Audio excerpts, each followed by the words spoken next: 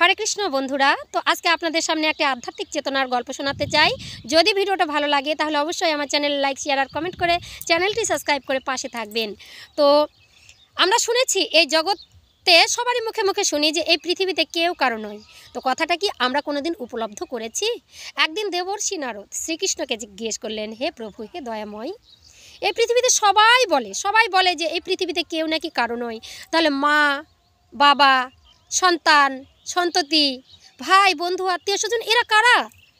ভগবান শ্রীকৃষ্ণ উত্তরে বললেন, দেবর্ষি, তুমি কি শুনতে চাও যে এই পৃথিবীতে কেউ কারো না? তাহলে তোমাকে একটি ছোট্ট গল্প দিয়ে বোঝানোর চেষ্টা করছি।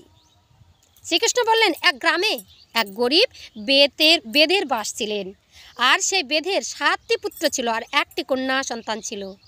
বেদ কী করতেন? বেদের ধর্মই হচ্ছে পেশাগত দিক থেকে সেই পশু শিকার করা। একদিন কী করেছেন, ধীরে ধীরে প্রাকৃতিক দুর্যোগের কারণে ওই পিতামাতা মানে বেদ আর তার স্ত্রী একটি কন্যা সন্তান আর 7টি পুত্রকে রেখে মৃত্যুবরণ করলেন। এবার 7 পুত্র ধীরে ধীরে বড় হয়েছে, ছোট্ট সেই বোনটাকে নিয়ে সংসার করে। এবার কি করে, তারা পশু শিকার করে আনে, আর ওই ছোট্ট বোনটা ধীরে ধীরে বড় হয়েছে, রান্না করে 7 ভাইকে খাবার দেয়, শেষে সে আহার করে। 7 ভাইয়ের প্রিয় ভগ্নী ছিল, মিষ্টি বোন ছিল সে। ছোট্ট বোনটা 7 ভাইয়ের প্রচণ্ড আদরের ছিল, সত্যি তো, তাই তো থাকার দরকার। আর ভাইয়ের জন্য চিন্তা করতেন, বোন কখন আমার দাদা ভাইরা আসবে, কখন রান্না করব, কখন তাদের বদন দেখব, এরকম করে বোন কিন্তু অপেক্ষা করতেন। আর হতে হতে কি করেছেন, একদিন 7 ভাই সেই জঙ্গলে পশু শিকার করতে চলে গেলেন।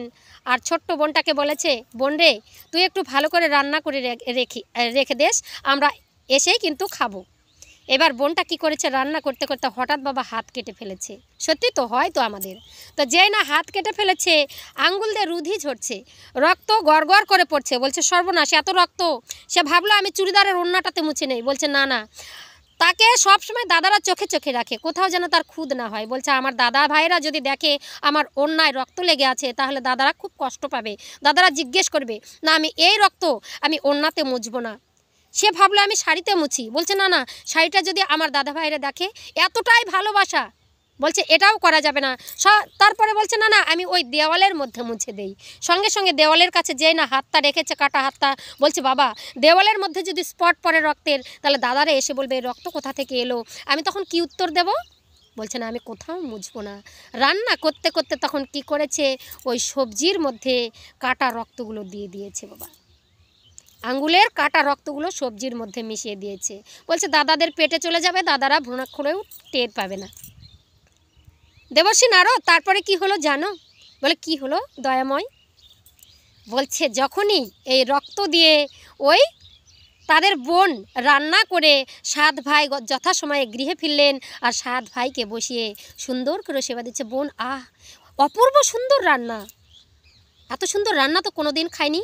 ও বোন, বোন তুই কি করে রানলি? বলছে, দাদা ভাই, যেমনটি করে প্রত্যেক দিন রাঁধি তেমনি করেই রান্না করেছি। বলছে, না বোন, সত্যি করে বল না, এত সুন্দর রান্না হয়েছে।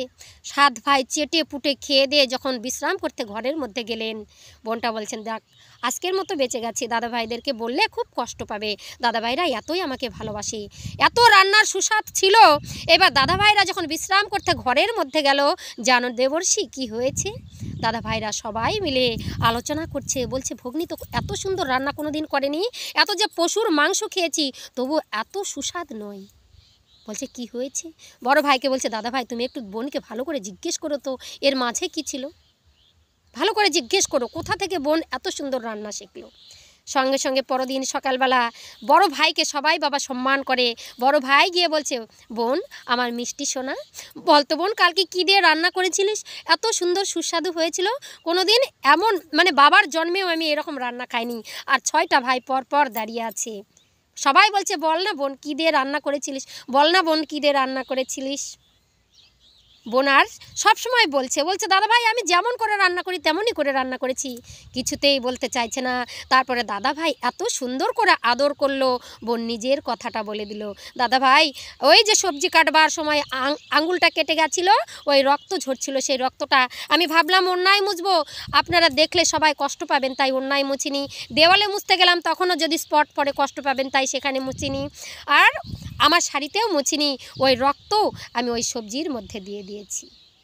বলছে, বাহ, তোর শরীরের রক্ত যদি এত সুস্বাদু হয়, এত সুন্দর রক্ত, তারা সবাই ভাবলো কোনো ব্যাপার নাই বোন। এবার বোনের কথা শুনে 7 ভাই ঘরের মধ্যে চলে গেল, গিয়ে বলছি এই দাদা, বোনের শরীরের রক্ত যদি এত সুস্বাদু হয় তাহলে তার শরীরের মাংসটা কত সুস্বাদু হবে। সঙ্গে সঙ্গে ছোটো ভাই বলছে দাদা ভাই এ কী কথা বলছো, তুই সে আমাদের ভগ্নী, ছোট ভগ্নী, পিতামাতা মারা যাওয়া সন্তান, আমাদের স্নেহের ভগ্নী। বলছে তুই চুপ কর, বোনের শরীরের মাংস খেতে হবে আমাদেরকে। এত সুন্দর সুস্বাদু রান্না কোনোদিনও খাইনি, বোনের শরীরের মাংসর রক্ত যদি এত সুস্বাদু হয় তাহলে। সবাই বলছে ঠিক আছে দাদাভাই, ঠিক আছে দাদাভাই। আর যে প্রকৃত ভালোবাসে ছোট ভাইটা সম্মতি দিল না, সে চুপ করে মৌন অবস্থায় বসে থাকলো। বড় ভাই পরের দিন বলছে চলো 7 ভাই চলে যাই।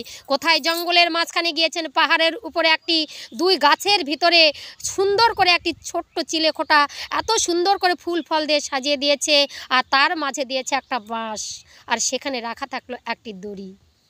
কি হবে বলুন? সবাই বলছে কালকে বোনকে প্রভাতেই সেখানে নিয়ে যাব, নিয়ে যাওয়ার দায়িত্ব আমাদের সবার। ছোট ভাই বলছে আমি তো পারবো না। বড় ভাই বলছে দায়িত্ব আমার উপর দে, কারণ ভগ্নী তো আমাকে সম্মান করে। সঙ্গে সঙ্গে বড় ভাই বলছে বোন, আমার মিষ্টি বোন, তুমি এখন বড় হয়েছো, চলো তোমাকে বিবাহ দিতে হবে, তাই তুমিও আমাদের সঙ্গে যাবে ওই তোমার শ্বশুর বাড়ি ঘরবর দেখতে। বলছে দাদা ভাই কত দূর? হাঁটছে বোনকে নিয়ে, হাঁটতে হাঁটতে জঙ্গল পেরিয়ে মাঠ পেরিয়ে জঙ্গল করতে করতে বহুদূর চলে গেছে জনালয় ছেড়ে। এবার গিয়ে সামনে ওই যে চিলে কোঠাটা তৈরি করেছে তার নাম দিয়েছে চাঁদ। বলছে ওই চাঁদটাই তোর শ্বশুর বাড়ি, সেখানে তোকে নিয়ে যাব, সেখানেই তুই রাস করবি, তুই একমাত্র বোন আমাদের, তোকে সেখানে চিরসুখী করে দেব। যা যা বোন সেখানে উঠে পড় যা, সেটাই তোর হবে শ্বশুর বাড়ি, আর আমরা 7 ভাই আছি, প্রত্যেক দিন তোকে দেখতে আসব। যেই না বোনকে ওই সিঁড়ি ডেঙ্গিয়ে ওই চিলেকোঠায় উঠিয়েছে, আর চিলেকোঠার উপরে একটি দড়ি ছিল, বোনের সবাইকে বলছে আদেশ করলো যাও বোনের শরীরের মধ্যে দড়ি দিয়ে বেঁধে দাও ওই বাঁশের মাঝে, আর গলাটার মধ্যে দড়ি দিয়ে বোনকে ঝুলিয়ে দাও, আর আমরা তীর দিয়ে নিক্ষেপ করে তার শরীর থেকে প্রাণটা বের করে নিয়ে তার মাংস রান্না করে খাবো। তারপরে কি হলো দয়াময় দেবর্ষি? তারপরে যা হলো আশ্চর্যই বিষয়। হাত দুটো উপরে বেঁধেছে, মুখটা খোলা আছে, আর মেয়েটার গলায় ফাঁস লাগানো আছে। চিৎকার করে বলছে, দাদাভাই বলছে নাও তীর সবাই রেডি করো, একটা একটা করে তীর নিক্ষেপ করব বোনের শরীরের মধ্যে, আর বোন ধীরে ধীরে মরে যাবে। প্রথমে এই বড় দাদা ভাই তীরটা রেডি করেছে, যেই না বুকের মধ্যে বাঁধাবে তীরটা, সঙ্গে সঙ্গে বোন বলে উঠলো হাত দুটো বাবা উপর দিকে ছিল, উপর দিকে হাত দিয়ে কাকে ডাকা যায়? সেই দয়াময়কে। বলছে দয়াময় তুমি কোথায় আছো? আমার দাদা ভাই দাও, দাদা ভাই দাও, যে তীর তুমি নিক্ষেপ করবে আমার শরীর না, আমার শরীর থেকে ওই তীর জঙ্গলে চলে যাবে। 2 হাত তুলে যদি গোবিন্দকে ডাকা যায়, গোবিন্দ সব মনোবাসনা পূর্ণ করে দেন। বড় ভাই যখন তীরটা ছুঁড়ে দিল, ওই বগলের নিচ দিয়ে তীরটা জঙ্গলের মধ্যে চলে গেল। বড় ভাইয়ের কোনোদিনও লক্ষ্যভেদ হয় না, সেদিন লক্ষ্যভেদ হয়ে গেল। এক এক করে 5 ভাই 6 ভাই তীর ছুঁড়লেন, কারোই তীর বুকে বিদ্ধ হলো না। আর ছোট ভাই তীর কিছুতেই ছুঁড়বে না, বলছে এই তুই কিন্তু সর্বশেষ ভাই, তুই যদি তীর ছিঁড়ে ওই তোর বোনকে যদি না মারতে পারিস তাহলে তোর মাংস আমরা আজকে বলি করে খাবো, তোকে আজকে তীর বিদ্ধ করতেই হবে। আর তার মনোবেদনা বোনটি বুঝতে পারলো, সর্বশ্রেষ্ঠ ভালোবাসতো সেই ছোট বোন আর ছোট ভাইয়ের ভালোবাসা। বোন বলছে দাও দাদা ভাই দাও, তোমার তীর যেন আমার হৃদয় মন্দির স্পর্শ করে, আমি যেন তোমার তীরের আঘাতে মৃত্যুবরণ করি। সঙ্গে সঙ্গে তীরটা ছুঁড়ে দিল, আর দেওয়ার পরে বোনের শরীরটা মাটিতে ধপ করে পড়ে গেল। তাকে টুকরো টুকরো কেটে রান্না করলো, আর রান্না করবার সময় কি করেছেন, ছোট ভাইকে পাতা নিয়ে আসতে যেতে বলেছিলেন, পাতা কাটতে গিয়ে পুকুর থেকে কাঁকড়া আর মাছ তুলে নিয়ে আসলো। এবার ছোট ভাই কি করেছে দেবর্ষি নারদ জানো? ছোট ভাই ওই কাঁকড়া আর মাছ মাংসর মধ্যে দিয়ে দিল। আমি বোনের মাংস খেতে পারবো না, আমার সেই ছোট্ট ভগিনী, আদরের ভগিনী, আহারে নিষ্ঠুর পৃথিবী, এই পৃথিবীতে কেউ কারো নয় যে ভগ্নী দাদাদের জন্য বসে থাকতো, সেই ভগ্নীকে কেটে আজকে রান্না করে খাচ্ছি। হাই হাই, এ কি আজব দুনিয়া, কোথায় যাবো আমরা? ছোট ভাইটা কাঁদছে, সবাই মিলে রান্না করে সবাই পাতার মধ্যে বিছিয়ে খাচ্ছে। আর ছোট ভাইটা, বড় ভাইরা যখন বোনের হাড় চিবোচ্ছে, ছোট ভাইটা কাঁকড়ার হাড় চিবোচ্ছে। এরকম করে ওরা মাংস খাচ্ছে, এ মাছ ছিঁড়ে খাচ্ছে। আর পাতার নিচে একটা গর্ত করেছে, বোনের যত মাংস পেয়েছিল সব গর্তের মধ্যে ঢুকিয়ে দিয়েছে, আর মাটি চাপা দিয়ে রেখেছে। খাবার শেষে বড় ভাই আদেশ দিল, ভাই সব কিছু পাতা টাতা নিয়ে গিয়ে তুই ফেলে দিয়ে আয়। সবাই ঘরে চলে গেল, ছোট ভাই পাতা টাতা তুলে নিয়েছে, আর ওই গর্ত থেকে বোনের দেওয়ার হাড্ডি মাংসগুলো নিয়ে যায় পুকুর পাড়ে একটা গর্ত খুঁড়ে পুঁতে দিল। আর কিছুদিন পরে ওই গর্ত থেকে বেরিয়ে এলো সুন্দর বাঁশথোপ। আর বাঁশথোপের পাশ দিয়ে যাচ্ছিল এক সন্ন্যাসী। যখনই সে পথ দিয়ে যাচ্ছে, সন্ন্যাসীর কানে সেই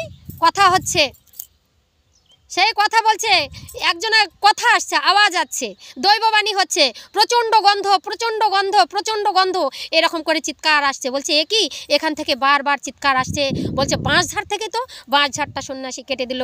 কেটে দিয়ে সুন্দর একটা বাঁশ নিয়ে তার একটা বাঁশি তৈরি করেছে। আর সন্ন্যাসী সেই বাঁশি বাজিয়ে নগরীতে ভিক্ষা করতে শুরু করলো। আর যেই না নগরীতে ভিক্ষা করতে শুরু করেছে, ওই সুন্দর বাঁশি যখনই বাজে, তার 7 ভাইয়ের বাড়িতে তারা বিবাহ করেছে, নিজের সংসার করেছে। ছোট ভাইটা বিয়ে করেনি, বনের এক পাশে গিয়ে একটা বাড়ি করেছে মনের দুঃখে। সেখানে সে একাকেই থাকে। 7 ভাইয়ের বড় ভাইয়ের দরজায় যখনই বাঁশিটা গেল, বাঁশিটা বেজে উঠল, এটাই আমার পরম শত্রু, এখানে আমি যাব না সন্ন্যাসী, তুমি আমায়কে নিয়ে চলো। সন্ন্যাসী বারবার, আর সন্ন্যাসীর ওই বাঁশির শব্দ ওই বড় ভাইয়ের কর্ণপাত হলো। বড় ভাইয়ের হৃদয়টা বলছে এ কি, এই বাঁশি কেন এমন করে বাজে, তাড়াতাড়ি করে গিন্নি তাকে ভিক্ষা দিয়ে বিদায় করো। 6টা দ্বারে গেল, 6টা দ্বারে একই কথা হলো। 7 ভাইয়ের ছোট ভাইয়ের বাড়িতে যখন গেল, আমি বেজে উঠি বাঁশি, সুন্দর করে বেজে ওঠো, এই তো আমার পরম ভাই, এই তো আমার পরম আপন। যেই না বলেছে ছোট ভাইয়ের কর্ণপাত হলো। ছোট ভাইয়ের গায়ের লোম শিউরে উঠলো। সঙ্গে বলছে সন্ন্যাসী, আপনার ওই বাঁশিটা আমায়কে দেবেন। সন্ন্যাসীর কাছে করজোড়ে ওই বাঁশিটা যেই না গ্রহণ করলো, আর বাঁশিটা ঘরের মধ্যে রেখে ছোট ভাইটা প্রত্যেক দিন কাজে যায়। আর প্রত্যেক দিন বাঁশি থেকে সুন্দরী একটা মেয়ে বের হয়ে প্রত্যেক দিন ঝাড়ুঝাঁটা দেয়। আহা, কি হলো তারপরে দয়াময় দেবর্ষী, তারপরে কি হয়েছে জানো? প্রত্যেক দিন ঝাড়ুঝাঁটা পরিষ্কার বাড়ি দেখে ছোট ভাইটি গিয়ে ওই বড় বৌদির কাছে বলে, বৌদি আমি যখন কাজে যাই, তোমরা কি গিয়ে আমার বাড়িটা কাজ করো? বলছে ছি, কেমন করে করবো ঠাকুরপো, আমাদের ঘরেই যত কাজ, তোমার বাড়িতে তো আমরা কাজ করতে পারি না। সঙ্গে বলছে এ কি, বলছে তুমি একটু লক্ষ্য করো তো। যেই না লক্ষ্য করেছে, একদিন ভাই আর কাজে গেল না। যেই ভাই কাজে গেল না, আড়াল থেকে দেখছে ওই বাঁশি থেকে সুন্দরী একটা মেয়ে বের করে। সে আর কেউ নয়, সে হচ্ছে তার বোন।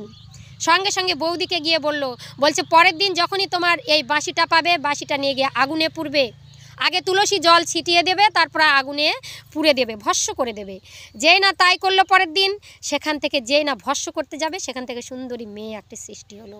আর সেই সুন্দরী মেয়েটি হচ্ছে তার ভগিনী। সেই ভাই বোনের মিলন হলো।